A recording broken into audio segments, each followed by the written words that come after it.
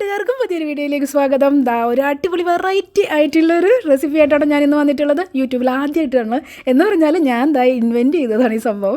ഞാൻ തന്നെ കണ്ടെത്തിയതാണ്. എന്ന് പറഞ്ഞാൽ ഡ്രാഗൺ ഫ്രൂട്ട് വെച്ചിട്ട് നല്ലൊരു അടിപൊളിയായിട്ടൊരു ഐസ് ക്യാൻഡി ഉണ്ടാക്കിയെടുക്കാൻ പോവുകയാണ് കേട്ടോ.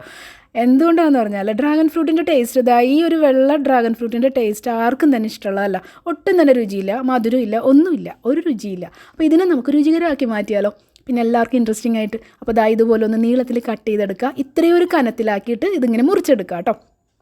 എന്നിട്ട് നമ്മളൊരു ഐസ് ക്യാൻഡിയുടെ രൂപത്തിലേക്ക് മാറ്റാൻ പോവുകയാണ് ഞാൻ.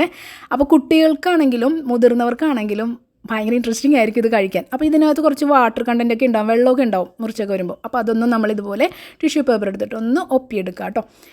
ഇനി ഇതുപോലൊരു നീളത്തിൽ തന്നെ മുറിച്ചെടുക്കുക. നമുക്ക് കാണുമ്പോൾ ഒരു ഐസ് ക്യാൻഡിയുടെ രൂപമൊക്കെ കാണണമല്ലോ, അതിനാണ് ഞാൻ ഇങ്ങനെ മുറിച്ചത് കേട്ടോ. അതുകൊണ്ടാണ് ഞാൻ വട്ടത്തിൽ മുറിക്കാതിരുന്നത്. ഇനി നമ്മുടെ ഐസ് ക്യാൻഡി സ്റ്റിക്ക് ഇതുപോലെ കുറച്ചെണ്ണം സംഘടിപ്പിച്ച് വയ്ക്കുക.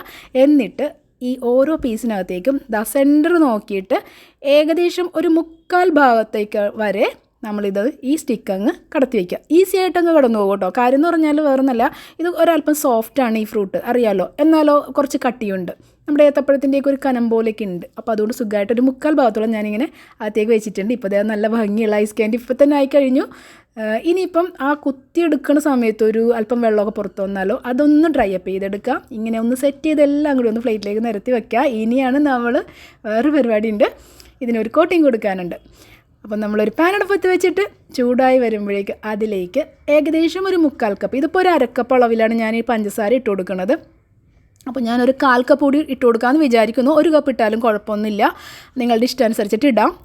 നിങ്ങൾ എത്രമാത്രം ക്വാണ്ടിറ്റി എടുക്കുന്നോ അതനുസരിച്ചിട്ട് ഇട്ട് കൊടുക്കുക കേട്ടോ. അപ്പോൾ ഞാൻ 1/4 കപ്പ് കൂടി ഇട്ട് കൊടുക്കുന്നുണ്ട് പഞ്ചസാര. അപ്പോൾ ഞാൻ 1/4 കപ്പ് പഞ്ചസാര ഇട്ട് കൊടുക്കുന്നുണ്ട്. ഇതൊന്ന് ചെറുതായിട്ടൊന്ന് നേരിയ ഫ്ലെയിമിലാട്ടോ ഇപ്പോൾ വെച്ചിരിക്കുന്നത്. എന്നിട്ട് ഒരല്പം വെള്ളം ഒഴിച്ച് കൊടുക്കുക. ഓവറായിട്ട് ഒട്ടും വെള്ളം ഒഴിച്ച് കൊടുക്കരുത്.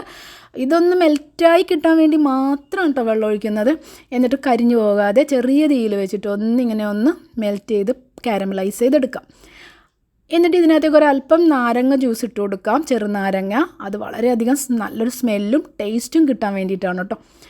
ഞാനിപ്പോൾ ഇതിനകത്തേക്ക് ഒരു റെഡ് കളർ ആഡ് ചെയ്യുന്നുണ്ട്. നിങ്ങളിത് ചെയ്യണം എന്നില്ല, ഒട്ടും തന്നെ ചെയ്യണം എന്നില്ല, അല്ലാതെ നല്ല ടേസ്റ്റ് ഉണ്ടാവും. അപ്പോൾ ഞാൻ കളർ ആഡ് ചെയ്യുന്നത് എനിക്ക് കുറച്ച് അട്രാക്റ്റീവായിട്ട് കാണിക്കാൻ വേണ്ടിയിട്ട് മാത്രമാണ്. ഒരിക്കലും നിങ്ങൾ കളർ ആഡ് ചെയ്യാൻ ഞാൻ പ്രിഫർ ചെയ്യുന്നില്ല. എന്നിട്ടൊരു പ്ലേറ്റ് എടുത്തിട്ട് ഇതിനകത്തേക്ക് ഇതുപോലെ ഒരു ഓയിൽ സ്പ്രെഡ് ചെയ്തിട്ടുള്ള ഒരു പ്ലേറ്റ് എടുക്കുക. അതിനുശേഷം നമ്മുടെ ഈ ഷുഗർ സിറപ്പ് ഉണ്ടല്ലോ കളർ ആഡ് ചെയ്തിട്ടുള്ളത്, അപ്പോൾ നമ്മൾ തയ്യാറാക്കി വെച്ചിട്ടുള്ള ഐസ് ക്യാൻഡി സ്റ്റിക്ക് എടുത്തിട്ട് ഈ ഫ്രൂട്ട് അതെടുത്തിട്ട് നമ്മൾ ഇതിലേക്ക് എല്ലാ വശവും ഒന്ന് നന്നായിട്ട് ഇതുപോലെ ഒന്ന് ഡിപ്പ് ചെയ്തെടുക്കാം. കണ്ടില്ലേ? ഇനി ഇത് ആ എണ്ണ തടവിയ പ്ലേറ്റിലേക്ക് ഞാൻ സെറ്റ് ചെയ്ത് വെക്കുകയാണ്. കാര്യം ഇത് ഉണങ്ങിപ്പോയി കഴിഞ്ഞാൽ പെട്ടെന്ന് ഇങ്ങനെ അടിയിലേക്ക് അങ്ങനെ സ്റ്റിക്കായി പോയാലോ എന്ന് വിചാരിച്ചിട്ടാണ് കേട്ടോ എണ്ണ തടവി വയ്ക്കുന്നത്. ഇപ്പം ഞാനൊരു വേറെ പ്ലേറ്റിലേക്കും കൂടി മാറ്റാം കേട്ടോ. ഇനി ഞാനിത് 3 മണിക്കൂർ ഫ്രീസ് ചെയ്യാൻ പോവാണ് കേട്ടോ. അപ്പോൾ നമുക്കിനി ഫ്രീസ് ചെയ്തതിന് ശേഷം നമുക്ക് എടുത്തുകൊണ്ട് വരാം. അപ്പോൾ എങ്ങനെ ഇരിക്കുന്നു നമുക്ക് നോക്കാമല്ലോ. ഐസ് ക്യാൻഡി ആകുമെന്ന് അറിയണമല്ലോ. ഇത് ആക്ച്വലി ഇതൊരു പരീക്ഷണം മാത്രമായിരുന്നു, പക്ഷേ എനിക്ക് നല്ല സക്സസ് ആയിട്ട് കിട്ടി എനിക്ക്. അതുകൊണ്ട് മാത്രം ഞാൻ ഒരുപാട് സന്തോഷത്തോടു കൂടി നിങ്ങളുടെ മുന്നിലേക്ക് പ്രസൻറ്റ് ചെയ്യാണ്. കളർ മാത്രം ചേർക്കാതിരുന്നാൽ മതി. ഭയങ്കര ടേസ്റ്റ് ആയിട്ടുള്ളൊരു അടിപൊളി ഐസ് ക്യാൻഡി ആട്ടോ തയ്യാറായി വരുന്നത്. അപ്പോൾ 3 മണിക്കൂർ കേട്ടോ, കറക്റ്റ് 3 മണിക്കൂർ മാത്രമേ വയ്ക്കാവുള്ളൂ. കൂടുകയും വേണ്ട, കുറയുകയും വേണ്ട. ഫ്രീസ് ചെയ്യാം കേട്ടോ, ഫ്രീസറിൽ വയ്ക്കണേ. അപ്പോൾ ഇത് കൊണ്ടുപോയിട്ട് നമുക്ക് ഫ്രീസറിൽ വെച്ചിട്ട് വരാം. ഇപ്പോൾ 3 മണിക്കൂർ ഫ്രീസറിൽ വെച്ചിട്ട് കൊണ്ടുവന്നിട്ടുണ്ട്. ഒട്ടും തന്നെ ഐസ് ക്രിസ്റ്റൽസ് പിടിച്ചിട്ടില്ല, നന്നായിട്ട് തണുത്ത് കട്ടിയായിട്ട് ഉറച്ചിരിപ്പുണ്ട്. അതാണ് ഞാൻ ഉദ്ദേശിച്ചത്. നമ്മുടെ ചോക്കോബാറിൻ്റെയൊക്കെ ആ ഉള്ളിലുള്ള ഒരു അവസ്ഥയില്ലേ, നല്ലൊരു കനം ഉണ്ടാവും, പക്ഷേ ക്രിസ്റ്റൽസ് ആയിട്ടിരിക്കില്ല. അതേപോലെ ഔട്ടർ ചോക്ലേറ്റിൻ്റെ ഔട്ടർ എന്ന് പറയുന്നത് ക്രിസ്പി ആയിരിക്കും, എന്നാൽ കുറച്ച് സോഫ്റ്റും ആയിരിക്കും. ആ രീതിയിൽ കിട്ടുക എന്നാണ് ഞാൻ ഉദ്ദേശിച്ചത്. അപ്പോൾ അതെനിക്ക് അതുപോലെ തന്നെ കിട്ടി. അപ്പോൾ ഞാൻ 3 മണിക്കൂറിന് ശേഷം ഫ്രീസറിൽ നിന്ന് എടുത്തതാണ് കേട്ടോ ഇത്. ഇതേപോലെയാണ് നമുക്ക് കിട്ടിയിട്ടുള്ളത്. ഇനിയിപ്പോൾ ഇത് കഴിച്ചു നോക്കിയാലല്ലേ അറിയാൻ പറ്റുള്ളൂ ഉള്ളിൽ എങ്ങനെ ഇരിക്കണമെന്ന് നിങ്ങൾക്ക് കാണാൻ ആഗ്രഹമുണ്ടല്ലോ. ഞാനും ഭയങ്കര എക്സൈറ്റഡാണ്.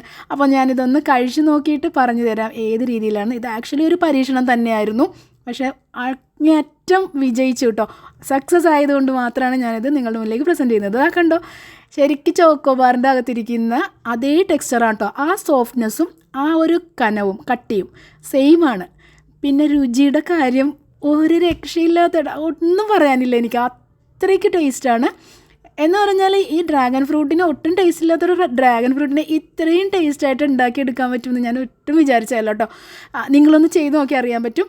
ഒട്ടും തന്നെ കളർ ആഡ് ചെയ്യേ വേണ്ട, നല്ല ടേസ്റ്റായിട്ട് നിങ്ങൾക്ക് തയ്യാറാക്കിയെടുക്കാൻ പറ്റും. കുട്ടികളൊക്കെ ഒരുപാട് കഴിച്ചോളും, വലിയവരും കഴിച്ചോളും, എല്ലാവർക്കും ഇഷ്ടമാവും. തീർച്ചയായിട്ടും നിങ്ങൾ ട്രൈ ചെയ്തോളൂ. അപ്പോൾ ഇത്രയും സക്സസ് ആയിട്ടുള്ള എൻ്റെ ഒരു റെസിപ്പി ഞാൻ ഒരുപാട് സന്തോഷത്തോടു കൂടി ഞാൻ പ്രസൻറ്റ് ചെയ്യുകയാണ് കേട്ടോ. അപ്പോൾ എല്ലാവരും ഒന്ന് ഇതൊന്ന് ഷെയർ ചെയ്യണേ, തീർച്ചയായിട്ടും ഒന്ന് സപ്പോർട്ട് ചെയ്യണം. പിന്നെ ലൈക്ക് ചെയ്യാൻ ആരും മറക്കരുത്, എല്ലാവരും ഒന്ന് ലൈക്ക് ചെയ്യുക. അപ്പോൾ ഇനി നമുക്ക് അടുത്ത വീഡിയോയിൽ കാണുന്നത് വരെ എല്ലാ കൂട്ടുകാർക്കും tata bye bye. Stay tune with me. It's me Rashmi signing of.